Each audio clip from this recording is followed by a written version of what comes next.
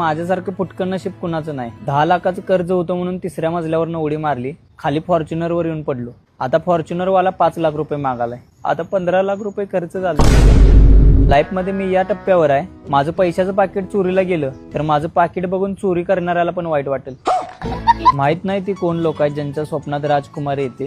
माझं तर स्वप्नात मी कधी चिल्लर गोळा करत असतोय, कधी मी मरतोय, कधी माझ्या गाडीचा ब्रेक फेल होतोय, कधी कधी तर मला भूतच उचलून नेतात.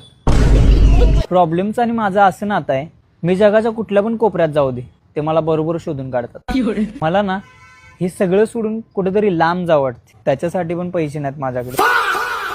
माझ्यासारखं फुटकं नशीब कुणाचं नाही. 10 लाखाचं कर्ज होतं म्हणून तिसऱ्या मजल्यावरनं उडी मारली. खाली फॉर्च्युनरवर येऊन पडलो.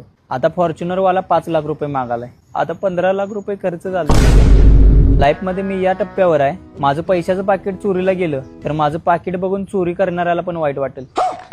माहित नाही ती कोण लोक आहेत ज्यांच्या स्वप्नात राजकुमारी येते. माझं तर स्वप्नात मी कधी चिल्लर गोळा करत असतोय, कधी मी मरतोय, कधी माझ्या गाडीचा ब्रेक फेल होतोय, कधी कधी तर मला भूतच उचलून नेतात.